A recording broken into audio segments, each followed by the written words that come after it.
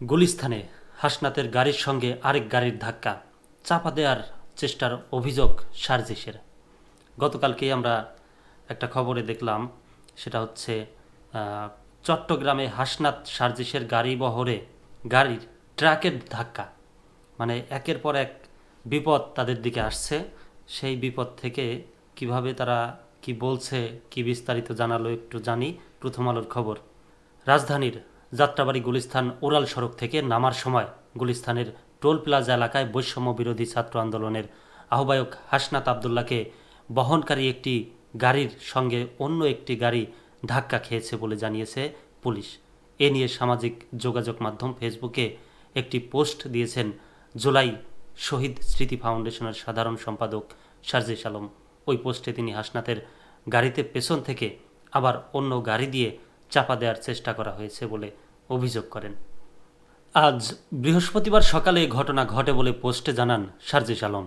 যোগাযোগ করা হলে আজ দুপুরে পুলিশের ওয়ারি বিভাগের উপকমিশনার সালে উদ্দিন প্রথম আলোকে বলেন, হাসনাত আবদুল্লাহকে বহনকারী গাড়িটি উড়াল সড়ক থেকে নামার সময় গুলিস্তানের টোল প্লাজা এলাকায় অন্য একটি গাড়ির সঙ্গে ধাক্কা খায়।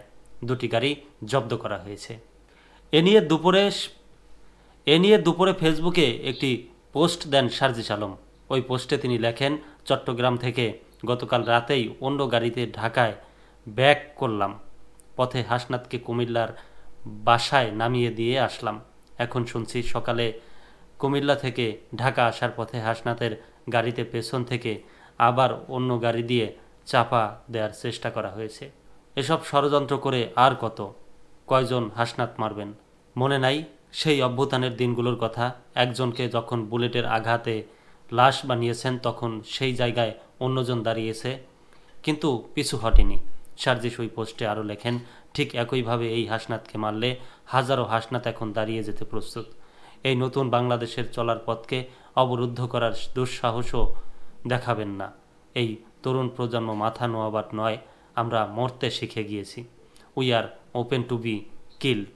গতকাল বুধবার সন্ধ্যা 7:30টার দিকে চট্টগ্রাম লোহাগড়ায় বৈষম্য বিরোধী ছাত্র আন্দোলনের আহ্বায়ক হাসনাত আবদুল্লাহ ও জুলাই শহীদ স্মৃতি ফাউন্ডেশনের সাধারণ সম্পাদক সার্জিস আলমের গাড়িবহরে থাকা একটি গাড়িতে ট্রাক ধাক্কা দেয়। এতে গাড়িটি ক্ষতিগ্রস্ত হয়, তবে এ ঘটনায় কেউ হতাহত হননি। চট্টগ্রাম কক্সবাজার মহাসড়কের লোহাগড়া উপজেলা অংশের চন্তি হাজি রাস্তার মাথা এলাকায় এই দুর্ঘটনা ঘটে।